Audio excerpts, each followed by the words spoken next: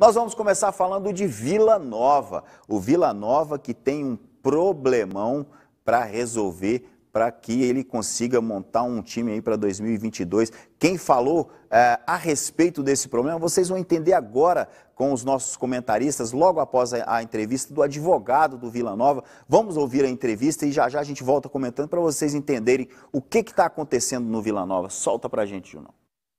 É uma situação que já vem se arrastando, né, há algum tempo, essa questão com o Ceará. Ela é referente ao atleta Patrick William, é um jogador que veio por empréstimo do Ceará ao Vila Nova. Quando ele estava no Vila Nova, houve uma procura, houve uma negociação para ele ir para Portugal, né, para o Famalicão. Foi repassada essa proposta para o Ceará, e dentro dessa negociação, o jogador veio definitivo para o Vila Nova. O Vila Nova ficou com um percentual para fazer essa venda, e o percentual desse pagamento do clube português deveria ser repassado ao Ceará. O jogador era do Ceará, né, o Vila ainda recebeu um percentual. Ele foi para Portugal, o Vila Nova recebeu à época esse pagamento, né, em 2019, recebeu esse pagamento e, infelizmente, a gente não sabe qual que é a motivação, qual que é o justificativo, não fizeram o pagamento do Ceará, não fizeram o repasse desse valor. O Ceará propôs a ação na CNRD, né, junto à CBF, a gente apresentou defesa, levando nossas argumentações. Desde o início do ano, o presidente Hugo já vem em contato com o presidente do Ceará também para resolver a situação. Nós também estamos entrando em contato jurídico para resolver, mas até agora não tivemos êxito nessa negociação. Já saiu a condenação nesse segundo semestre, a gente está tendo as medidas para ele não sair, né, a condenação, o pagamento de imediato, mas não vai ter para onde correr. No primeiro semestre desse ano a gente vai ter que dar um jeito de resolver. Evandro Gomes, um problema que não foi feito nessa atual gestão, não foi feito hoje, é um problema que vem de gestões passadas, mas que pode complicar realmente o futuro aí do Vila Nova, né? Alexandre, primeiro agradecer o pessoal do Sistema Sagres de Comunicação, que gentilmente nos cedeu a matéria. Essa foi uma entrevista feita pelo repórter Rafael Bessa, lá do Sistema Sagres de Comunicação. E é uma situação que vem da administração do Essival. Aliás, o problema de dívidas que se acumulam em clube de futebol, elas vêm de anos e anos atrás, não é uma coisa nova. Cada um que entra acaba deixando um pouco mais de dívidas, vai buscando solucionar um problema aqui, outro ali. E tem a dívida desse jogador aí, né? Vila Nova, Ceará. O Vila Nova recebeu, o Ceará não recebeu, né? O que levou o time do Famalicão a não pagar essa dívida com o Ceará? Aí é que está pegando, o Ceará quer receber. E a dívida, ela chega a 250 mil reais.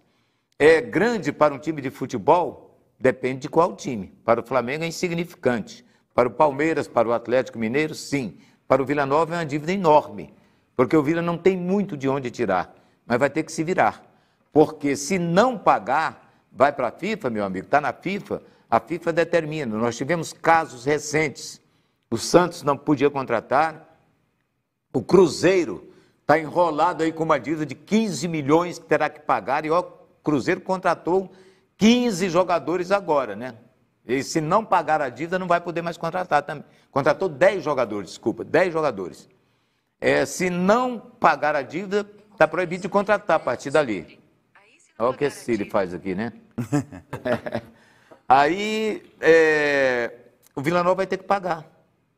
Ou então vai ter que brigar com o Ceará para parcelar essa dívida. Parece dividir. Que o Ceará está irredutível. Parece que porque essa coisa vem se arrastando já há anos, né? Então, é uma situação. Ou paga, ou daqui a pouco não vai poder contratar jogadores. Ou o Vila terá que contratar antes de ser executado, lá pela FIFA, né? Ser condenado a pagar, e a partir do momento que a FIFA determina, o Vila fica proibido de contratar. Como eu disse, o Santos ficou um tempão, mais de um ano aí, sem poder contratar, não pagava, só quando pagou, acertou com os clubes lá. Se o Vila acertar com o Ceará, uma forma de parcelar essa dívida, o Ceará pode retirar a ação. Do contrário, tem que pagar ou então não vai poder contratar. Rupert, o problema está aí, ok, Vila Nova vai ter que dar um jeito de resolver. Mas esse dinheiro tem que aparecer, né, Rupert? Tem que aparecer. Agora, o seguinte, isso é coisa... O Evandro já está há mais tempo no rádio, na televisão, ele sabe disso. Antigamente o Vila negociava um jogador, ele não tá nem aí não estava nem com a paçoca. Se tinha que pagar o empresário, se tinha que pagar o time, se tinha que pagar o jogador, deixava a coisa correr a revelia. Vila um time com muitas demandas na justiça. É mais uma que agora o atual presidente Hugo Jorge Bravo pega e vai ter que resolver. Porque se não resolver, ele fica impedido de montar um time bom, porque vai ficar impedido de contratar, de descrever jogador, vai ter que jogar com o time da base, e se tiver uma renda para entrar, a renda é bloqueada, e aí pronto, fica o Vila sem dinheiro, sem jogador, sem time, para começar competições importantes que vai ter neste ano de 2022. É um negócio lamentável. É por isso que, às vezes, a gente tem que dar valor nesses times que estão mais solidificados, como o Goiás, agora com o Edminho, com o Paulo Rogério, com o seu Ailê Pinheiro, na questão de dívida. Porque dívida, ó, todo mundo deve, todo mundo tem dívida. Mas você tem que saber onde é que você vai pisar. Futebol é um negócio complicado. Tem time aí que teve que fechar as portas. Deve até o cabelo da cabeça, não tem como pagar. A situação é difícil. O Cruzeiro, o Evandro falou aqui agora, ele está fazendo o clube empresa, está entregando a alma dele, está vendendo a alma dele para poder montar time, para poder montar uma equipe condizente de voltar à Série A do futebol brasileiro. Que se não é assim, Alexandre, não arruma dinheiro, não monta time, e aí pronto, a vaca vai para o brejo. Ô Evandro, a gente falávamos sobre isso também, do time que não tem uma receita, não tem dinheiro, correr, acelerar as contratações. E o Vila Nova, por ter feito um ano razoavelmente, largaria já na frente, mantendo a base e indo atrás de jogadores.